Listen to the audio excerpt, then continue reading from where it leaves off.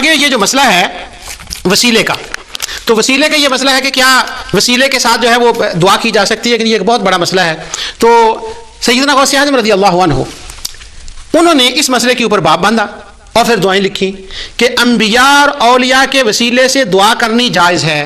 اگلا باب میں بھی آپ کو پڑھ کر بتاؤں گا. وہ کہتے ہیں ابدالوں کے وسیلے سے دعا کرنی جائز ہے، اولیاء کے وسیلے سے، صحابہ سے، حضرت عبداللہ بن عباس کے وسیلے سے انہوں نے دعائیں کی. اب یہ دیکھیں میں آپ کو ایک ایک پڑھ کر آ رہا ہوں. رجب کی رات کو جاگنا شیخ عبد القادر جیلانی کے نزدیک بدعت نہیں ہے. نصف شعبان کی رات جاگنا بدعت نہیں ہے. 20 تراویحاں پڑھنا بدعت نہیں ہے. بدعہ حسنہ کو ماننا بدعت نہیں ہے. وسیلے سے دعا کرنا بدعت نہیں ہے. حضور نبی کریم صلی اللہ علیہ وسلم کے روضہ اقدس کی زیارت کے لیے سفر کر کے جانا بدعت نہیں ہے. وہاں جا کر حضور کے وسیلے سے دعا کرنا وہ کہتے ہیں خبردار بدعت نہیں ہے. وہ کہتے ہیں جب بھی مدینہ آؤ تو قبر مصطفیٰ کی نیت کر کے آؤ، جب بھی آؤ تو حضور کو سلام کرنے کی نیت سے آؤ. تو یہ گنیا میں سارا کچھ لکھا ہوا ہے. اگر حافظ ابن تیمیہ کہیں کہ گنیا ان کی کتاب ہے اور اس میں باتیں کھری لکھی ہیں تو یہ کھری بات ہی تو میں بتا رہا ہوں.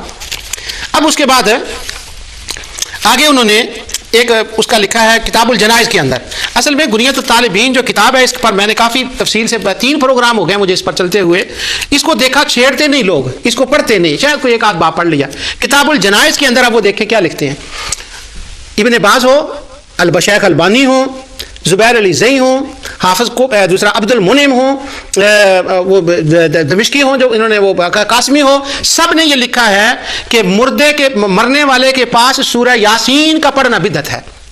میں اللہ کا شکر ادا کرتا ہوں کہ میں نے اس کے اوپر پورا پروگرام کیا ہے پیچھے کہ سورہ یاسین پڑھنا اموات کے فوت ہونے والے کے پاس بدعت نہیں ہے. میں نے اور حوالے دیے تھے اس میں، ابن تیمیہ کے حوالے بھی، ابن قیم کے بھی، سب میں دے آیا ہوں اس میں. لیکن آج میں ابن تیمیہ ابن قیم کے نہیں دے رہا، آج میں غوث اعظم کے دے رہا ہوں. جن کو قطب الاقطاب کہا ہے ان کو میں دے رہا ہوں، جن کو حافظ ابن تیمیہ نے قطب العارفین کہا ہے ان کے دے رہا ہوں، جن کو شیخ بن باز نے کہا ہے اولیاء کبار اولیاء میں سے تھے ان کے حوالے دے رہا ہوں. اب وہ دیکھیے حضرت غوث اعظم کیا فرماتے ہیں اس کے بارے میں.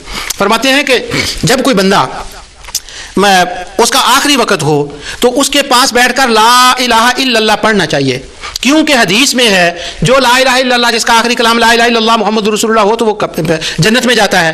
اور مناسب یہ ہے، چاہیے یہ کہ لوگ اس کے گھر والے اس کے پاس بیٹھیں اور سورہ یاسین اس کے پاس بیٹھ کر پڑھی جائے. یہ قطب العارفین کہہ رہے ہیں. اب قطب العارفین اگر یہ کہیں اور اگر یہ پڑھنی بدعت ہے تو کیا قطب العارفین وہ بندہ کیسے بن گیا جو یاسین کو پڑھنے کو بدعت کہہ کے حکم دے رہا ہے کہ پڑھنی چاہیے. اس کے دلائل اور بھی ہیں جو میں عرض کر رہا ہوں. وہ شیخ عبد المنعم نے لکھا ہے کہ جب وہ بندہ فوت ہو جاتا ہے تو لوگ، کسی نے سوال پوچھا کہ اس کا لوگ رخ کعبے کی طرف کر دیتے ہیں، کیا یہ درست ہے؟ اس نے کہا یہ بدعت ہے. اب غنیہ میں لکھ کے کیا لکھا ہے سورہ یاسین پڑھے اور جب اس کی روح نکل جائے یا نکلنے کے قریب ہو تو شیخ فرماتے ہیں اس وقت اس کا منہ قبلہ کی طرف کر دینا چاہیے. سبحان اللہ، اس کا منہ قبلہ کی طرف کر دینا چاہیے. شعبان ہو، رمضان کی راتیں ہوں، رجب ہو، یاسین پڑھنی ہو، قبلہ کی طرف منہ کرنا ہو، اللہ تعالیٰ کے دیدار کا مسئلہ ہو، حضور کی طرف روزے کی طرف جانے کا مسئلہ ہو، جتنے معمولات اہل سنت ہیں وہ سارے کے سارے شیخ عبد القادر جیلانی نے ان کے کرنے کا حکم دیا ہے اور اس پر دلائل جمع کیے ہیں.